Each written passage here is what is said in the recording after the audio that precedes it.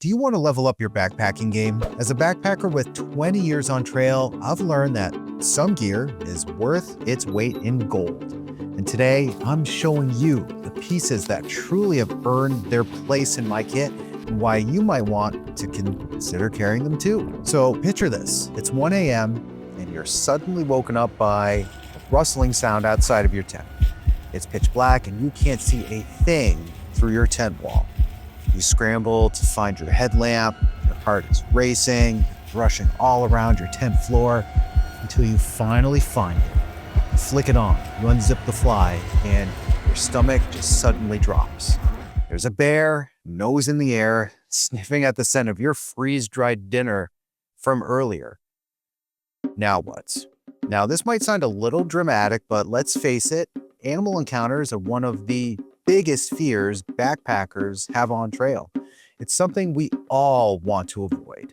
Whether it's a bear capable of ending your trip early or a cute tiny little chipmunk chewing through your gear because it smells something tasty, we all have an obligation to do the right thing when it comes to this food storage stuff. And not only should you stow your food properly, like hanging it as I do, you should consider taking it a step further, and that's where odor-resistant bags come into play. So if you've never seen one, they look like heavy-duty Ziploc bags, but they are designed to block odor far better than your standard freezer bags. I keep mine sealed inside a general food bag just to protect them from punctures and to make hanging them easier, obviously.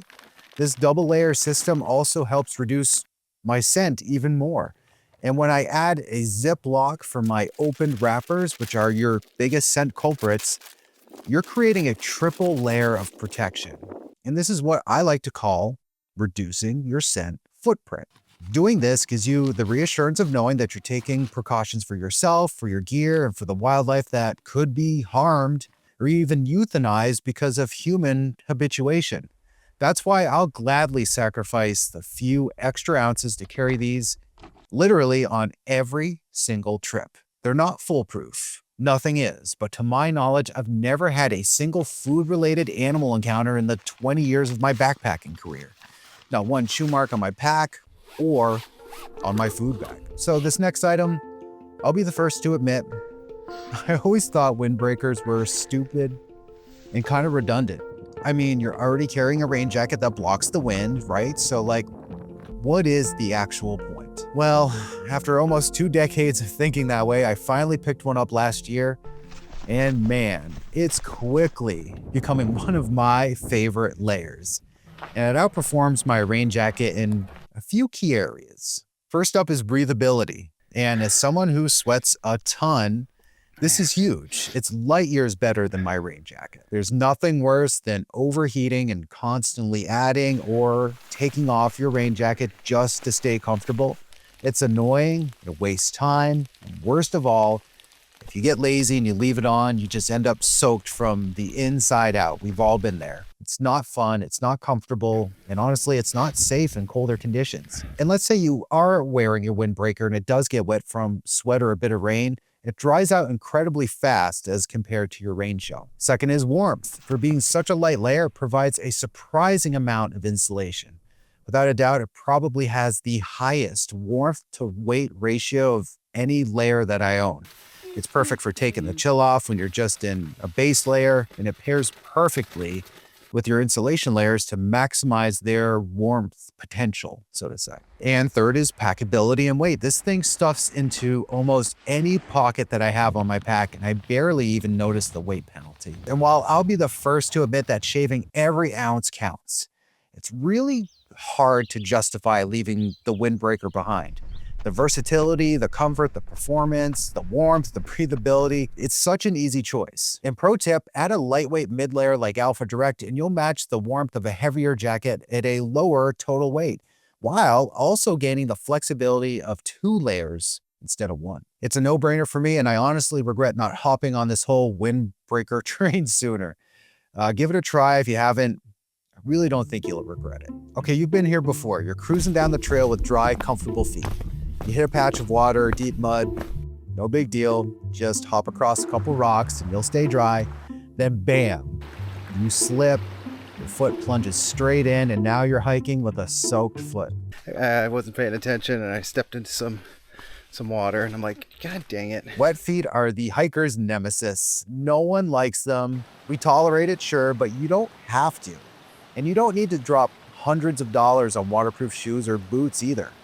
And in my experience, those fail anyways because, well, you have a giant hole where your foot goes into. But what does work reliably and for a fraction of the cost is a simple pair of waterproof socks. Being wet is one of the fastest ways to lose body heat, especially through your extremities, like your feet.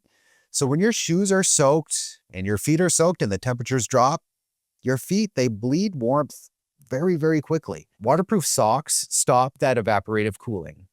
I personally find that they work best in cooler temps and even in winter conditions if I'm day hiking, but I've also used them in the straight summertime too. And pro tip, pair them with a thin sock liner to boost their performance even further.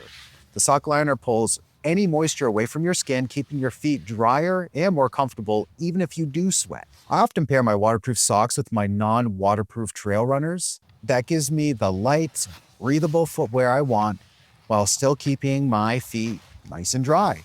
It means I don't have to avoid puddles, I don't have to slow down for stream crossings or pick my way around deep mud.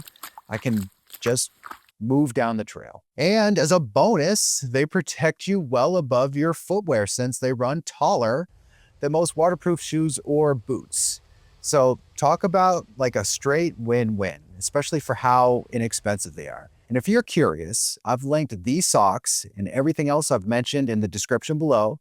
Just grab a pair and just give them a try. Worst case scenario, you're out of a few bucks, but best case, you'll wonder why you didn't try them sooner. And while you're checking out those links, hit that subscribe and like button. I love sharing ultralight content that'll help you dial in your kit. All right, next up, you ever hike with that person, you know, the one who has to take their pack off every single time they need something?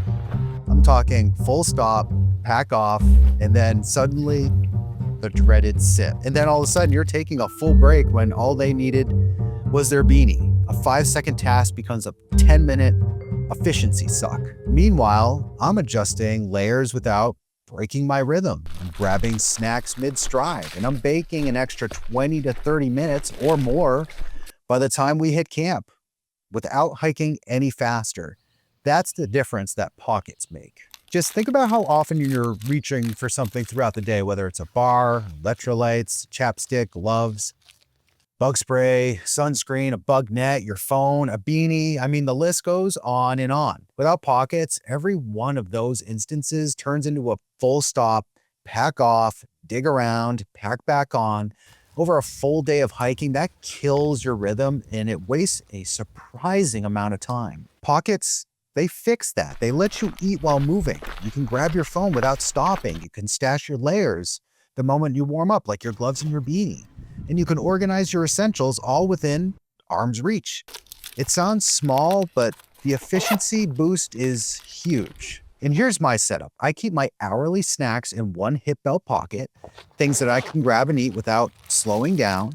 Bars, nut mixes, dates, jerky, electrolytes, all the stuff that essentially just keeps me moving. In the other pocket, I keep trail-specific gear. If it's cold, that's a beanie and gloves. If it's buggy or sunny, it's a bug net, sunscreen, bug spray, hand sanitizer, water filter. Whatever I'm going to need for the day goes into the other hip belt pocket. My shoulder strap pockets are just as important. One holds my water bottle so I can easily drink on the go. This is big for me because I have trouble drinking on trail sometimes. And the other carries just my miscellaneous gear. And for me, that's usually my camera and my tripod. And the best part, these pockets, they weigh almost nothing, maybe a few ounces total. And for what they add to your experience, it's an easy yes every single time. So this next item, I'm not going to feed you a bunch of bull crap. So here's the truth.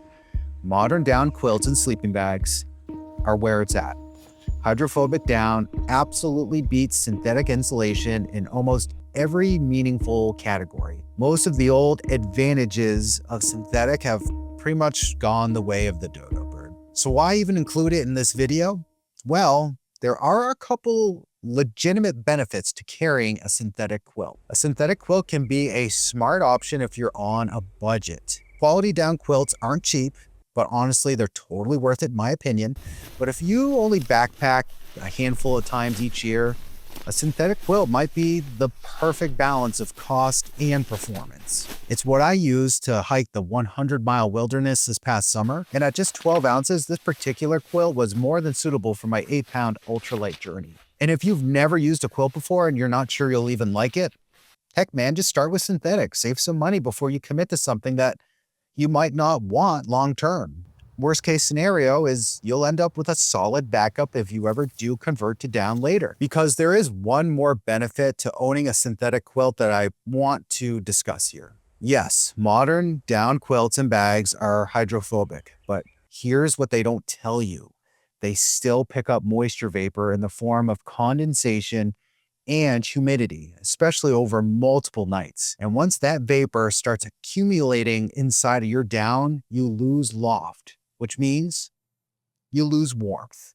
Synthetic insulation, on the other hand, is far more immune to this process. Not only that, it dries significantly faster when it does get damp. This is why if you're layering quilts in freezing temps, putting synthetic on the outside is a wise choice, whether it's a quilt or a sleeping bag. Your body's moisture freezes on that synthetic layer instead of inside of your down. I actually tested this exact setup backpacking in sub-zero temps. Click the link above my head if you want to see how that performed in real-world conditions. Layering this way is simple, it's effective, and it keeps your down protected. Subscribe, like this video, and I'll catch you all soon. Peace, guys. Take care.